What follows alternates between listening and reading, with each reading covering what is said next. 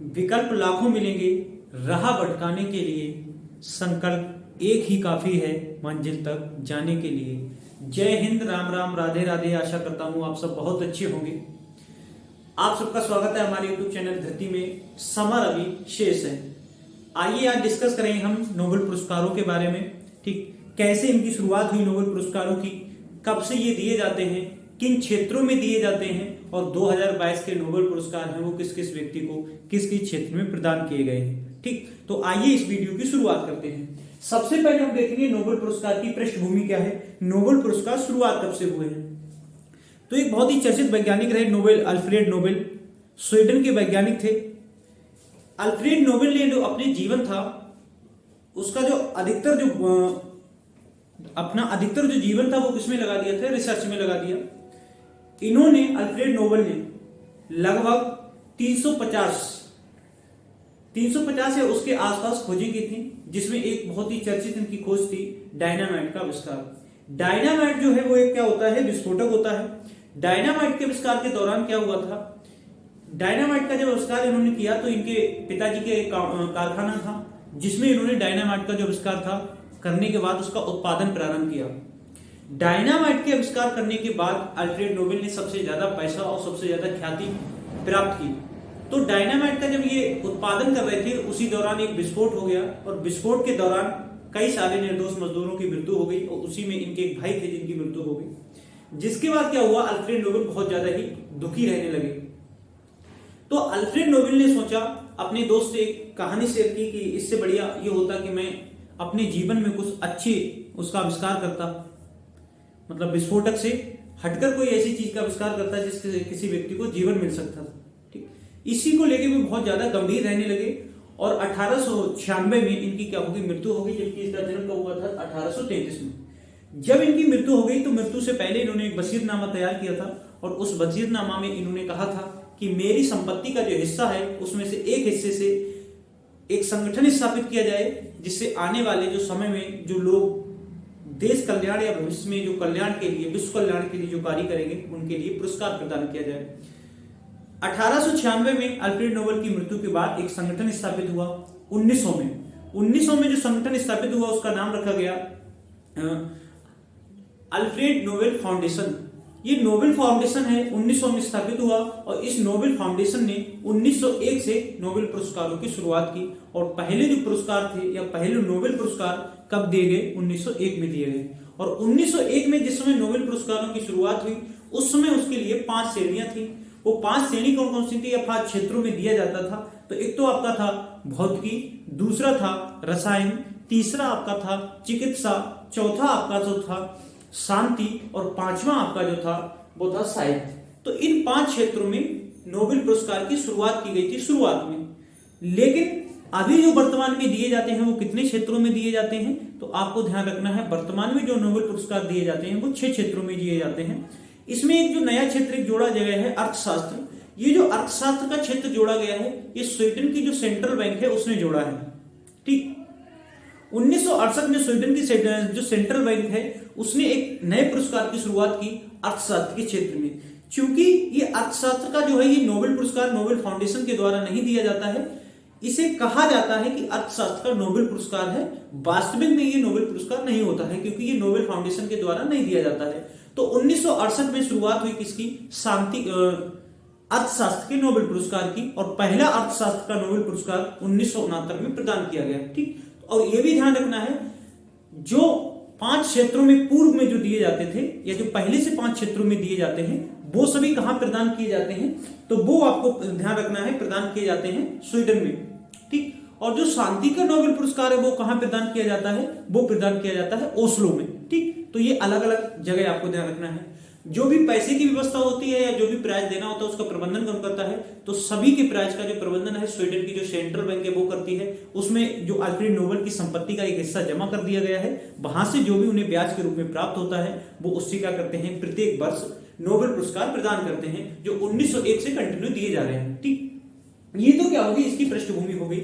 इसमें अगर बात करें सबसे कम उम्र में नोबेल पुरस्कार प्राप्त करने का रिकॉर्ड किसके नाम है, तो मलाला यूसुफजाई शांति के क्षेत्र में 2014 में दिया गया है। और सबसे ज्यादा उम्र दराज व्यक्ति, देखो सबसे कम उम्र में कौन है, तो ये आपकी हो जाएंगी मलाला यूसुफजई। सबसे कम उम्र में कौन हो जाएगा आपका? मलाला यूसुफजई। कितनी उम्र में? 17 वर्ष की उम्र में दिया गया है। कब दिया गया? 2014 में। ध्यान रखना है 2014 में। इसकी पीडीएफ आपको टेलीग्राम पे प्रोवाइड करा दी जाएगी, वहीं से आप ये क्या करेंगे, सब डाउनलोड कर लेंगे। ठीक, तो पीडीएफ इसकी आपको प्रोवाइड करा देंगे टेलीग्राम ग्रुप पर। तो मलाला यूसुफजई कितनी वर्ष की उम्र में कब मिला है? 2014 में। कितनी उम्र में? 17 वर्ष की उम्र में, सबसे कम उम्र की। अगर बात करें सबसे अधिक की, तो सबसे जो उम्र दराज व्यक्ति हैं John B Goodenough. John B Goodenough जो है, इन्हें 97 वर्ष की उम्र में मिला है। कब मिला है? 2019 में। किस क्षेत्र में मिला है? तो ध्यान रखना है रसायन के क्षेत्र में। किस क्षेत्र में मिला है? रसायन के क्षेत्र में। ये बात किसकी होगी? सबसे उम्र दराज और सबसे कम उम्र की। अब बात करते हैं 2022 के जो नोबेल पुरस्कार विजेता हैं उनके बारे में। देखो 2022 के जो नोबेल पुरस्कार विजेता है वो चिकित्सा के क्षेत्र में स्वांते पापो को दिया गया है। भौतिकी के क्षेत्र में एलन ऑस्पेक्ट, जॉन क्लासर और एंटन जिलिगर, ये 3 व्यक्ति हैं जिन्हें भौतिकी के क्षेत्र में दिया गया है। रसायन के क्षेत्र में कैरोलिन बर्टोजी, मेल्टन और बैरी शॉर्टलेस, ये 3 लोगों को दिया गया है रसायन के क्षेत्र में। साहित्य के क्षेत्र की बात करें तो ये लेखिका है एनी एरनोक्स। एनी एरनोक्स को दिया गया है किसमें? साहित्य के क्षेत्र में। शांति की बात करें तो एलेस बिलियात्स्की है, ये बेलारूस के व्यक्ति हैं जो बेलारूस में एक आंदोलन था उसके जनक माने जाते हैं। और यूक्रेन व रूस के जो मानवाधिकार संगठन है उन्हें संयुक्त रूप से दिया गया है शांति का, 2 संगठनों को और 1 व्यक्ति को। उसके बाद अर्थशास्त्र की बात करें तो बर्नान, डगलस डब्ल्यू और फिलिप एच, ये 3 लोगों को दिया गया है किसके क्षेत्र में? अर्थशास्त्र के क्षेत्र में। जो अर्थशास्त्र के क्षेत्र का नोबेल पुरस्कार है वो कब प्रारंभ हुआ है? 1968 में, पहला 1969 में दिया गया है। ठीक, ध्यान रखना है। इसके अलावा एक बात ये जो महत्वपूर्ण आपको ध्यान रखनी है कि जो नोबेल पुरस्कार है वो कितने लोगों के साथ शेयर किया जा सकता है, मतलब संयुक्त रूप से कितने लोगों को दिया जा सकता है? तो अधिकतम 3 लोगों को दिया जा सकता है संयुक्त रूप से। ठीक, उसके अलावा अगर बात करें कि जो शांति का नोबेल पुरस्कार है वो किसी संस्था को भी दिया जा सकता है, बाकी किसी को नहीं। जैसे मान लो ये 5-6 श्रेणियां हैं, 6 श्रेणियों में से शांति का जो नोबेल पुरस्कार है वो किसी संगठन को दिया जा सकता है या संस्था को दिया जा सकता है। बाकी जो 5 है वो किसी संगठन या संस्था को नहीं दिए जाएंगे। ठीक, ये बात आपको विशेष में ध्यान रखनी है। अब हम बात करते हैं कि जो भारतीय व्यक्ति हैं नोबेल पुरस्कार विजेता उनके बारे में। तो सबसे पहले व्यक्ति आपको ध्यान रखना है रविन्द्रनाथ टैगोर। 1913 में नोबेल पुरस्कार दिया गया रविन्द्रनाथ टैगोर को। रविन्द्रनाथ टैगोर जी जो है प्रथम भारतीय हैं जिन्हें नोबेल पुरस्कार दिया गया है, प्रथम एशियाई हैं जिन्हें नोबेल पुरस्कार दिया गया है, और प्रथम गैर यूरोपियन व्यक्ति हैं जिन्हें नोबेल पुरस्कार दिया गया है।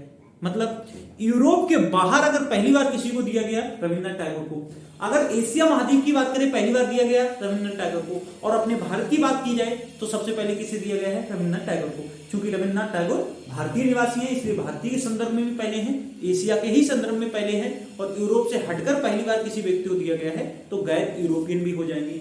इनके लिए किस क्षेत्र में दिया गया तो ध्यान रखना है साहित्य के क्षेत्र में। इनकी पुस्तक का नाम था गीतांजलि। गीतांजलि पुस्तक आपको ध्यान होगी सब लोगों को, रविन्द्रनाथ टैगोर जी की पुस्तक है जिसके लिए उन्हें नोबेल पुरस्कार दिया गया है। अगले व्यक्ति की बात करें हम सीवी रमन। रमन प्रभाव की खोज की थी, किस क्षेत्र में दिया गया? भौतिकी के क्षेत्र में। 1930 में इन्हें नोबेल पुरस्कार दिया गया है। ठीक, अगले व्यक्ति हैं डॉक्टर हरगोविंद खुराना। 1968 में किस क्षेत्र में दिया गया? ध्यान रखना चिकित्सा के क्षेत्र में। कृत्रिम जीव का संश्लेषण, क्या काम किया था? तो इनका योगदान था कृत्रिम जीव जो होता है उसके संश्लेषण में इन्होंने विशेष योगदान दिया है। तो इन्हें चिकित्सा के क्षेत्र में तीसरे व्यक्ति हैं, तीसरे भारतीय हैं जिन्हें नोबेल पुरस्कार दिया गया है। अगले व्यक्ति की बात करें तो मदर टेरेसा 1979 में। ठीक, मदर टेरेसा 1979 में शांति के क्षेत्र में नोबेल दिया गया है। देखो जो मदर टेरेसा जी थी ये भारत की निवासी नहीं थी, अल्बानिया की निवासी थी। अल्बानिया एक देश है, तो अल्बानिया की निवासी थी, लेकिन इन्हें नोबेल पुरस्कार दिया गया है 1979 में, और इन्होंने 1948 में भारत की नागरिकता ग्रहण कर ली थी 1948 में। तो चूंकि क्या हो जाएगा, ये भारतीय नागरिक ही कहलाएंगी क्योंकि 1948 में इन्होंने भारत की नागरिकता ग्रहण कर ली थी, तो ये भारत के अंदर ही गिना जाएगा इनके लिए। 5वें व्यक्ति हैं सुब्रमण्यम चंद्रशेखर। सुब्रमण्यम चंद्रशेखर को भौतिकी के क्षेत्र में दिया गया है 1983 में। ध्यान रखना, पहला भौतिकी के क्षेत्र में सीवी रमन को, और दूसरा पूछ ले तो सुब्रमण्यम चंद्रशेखर को। कब दिया गया? 1983 में। अगले व्यक्ति हैं अमर्त्य सेन। 1998 में किस क्षेत्र में दिया गया? अर्थशास्त्र के क्षेत्र में। बहुत ही महत्वपूर्ण है, पूछ लिया जाए अर्थशास्त्र का पहला नोबेल पुरस्कार भारत में किसे दिया गया? अमर्त्य सेन को दिया गया। कब दिया गया? 1998 में दिया गया। अर्थशास्त्र में अब तक 2 नोबेल पुरस्कार मिल चुके हैं, भौतिकी के क्षेत्र में भी 2 मिल चुके हैं, साहित्य के क्षेत्र में भी 2 मिल चुके हैं। ठीक, अगली बात करें तो 7वें व्यक्ति कौन है? बी.एस. न्यायपाल 2001 में साहित्य के क्षेत्र में दिया गया है। किस क्षेत्र में दिया गया? साहित्य के क्षेत्र में। ये दूसरे व्यक्ति हैं जिन्हें साहित्य के क्षेत्र में नोबेल पुरस्कार दिया गया है। अगले 8वें व्यक्ति की बात करेंगे तो वेंकटरमन रामकृष्णन।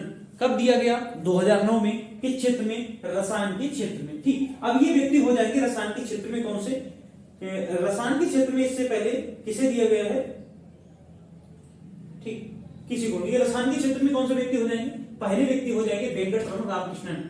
उसके बाद अगले व्यक्ति हैं कैलाश सत्यार्थी। 2014 में शांति के क्षेत्र में इन्हें दिया गया है कैलाश सत्यार्थी को। एक शांति के क्षेत्र में नोबेल पुरस्कार प्राप्त करने वाले कौन से नंबर के भारतीय हैं? तो ध्यान रखना दूसरे नंबर के। पहले नंबर की कौन थी? मदर टेरेसा जी थी, और दूसरे नंबर की कैलाश सत्यार्थी। इसी तरह अभिजीत बनर्जी 2019 में दिया गया है। किस क्षेत्र में? अर्थशास्त्र के क्षेत्र में। अभिजीत बनर्जी अर्थशास्त्र के क्षेत्र में नोबेल पुरस्कार प्राप्त करने वाले कौन से भारतीय हैं? दूसरे भारतीय। अगर मान लो पूछ ले अभिजीत बनर्जी नोबेल पुरस्कार प्राप्त करने वाले कौन से नंबर के भारतीय हैं? तो 10वें नंबर के। और अर्थशास्त्र के क्षेत्र में प्राप्त करने वाले कौन से नंबर के हैं? तो दूसरे नंबर के हैं। पहला किसे मिला है? अमर्त्य सेन को। तो ये अब तक कितने भारतीयों को मिल चुका है नोबेल पुरस्कार? तो आपको ध्यान रखना है अब तक 10 भारतीयों को नोबेल पुरस्कार मिल चुका है। एक बात जो आपको विशेषकर याद रखनी है, जब शुरुआत हुई थी नोबेल पुरस्कारों की, तो नोबेल पुरस्कारों की जब शुरुआत हुई थी तो मृत्यु के उपरांत नहीं दिया जाता था। मतलब कोई व्यक्ति की मृत्यु हो जाएगी, उसके बाद मृत्यु उपरांत किसी व्यक्ति को नोबेल पुरस्कार नहीं दिया जाता था। गांधी जी का नाम कई बार सजेस्ट किया गया था, ये दुर्भाग्य हमारे देश का। लेकिन गांधी जी का 3 बार नाम गया था, लेकिन तीनों बार में से किसी भी बार गांधी जी को नोबेल पुरस्कार नहीं मिल सका। उसके बाद जो प्रावधान हुआ है मरने के बाद जो मतलब दिया जाता है नोबेल पुरस्कार, वो 1974 से प्रावधान कर दिया गया कि मरने के बाद भी नोबेल पुरस्कार दिया जा सकता है। ठीक, पहले जब 1901 में प्रारंभ हुए थे तो वहां था कि उन्हीं लोगों को दिया जाएगा जो लोग क्या है जीवित हैं। तो आशा करता है ये वीडियो आपको पसंद आई होगी। ये बहुत ही हेल्पफुल वीडियो है जो आपको एग्जाम में बहुत ज्यादा हेल्प करेगी। ठीक, तो इसको जो नोट्स हैं वो आपको टेलीग्राम ग्रुप पे प्रोवाइड करा दिए जाएंगे। इसी के साथ खुश रहिए, मस्त रहिए। जय हिंद।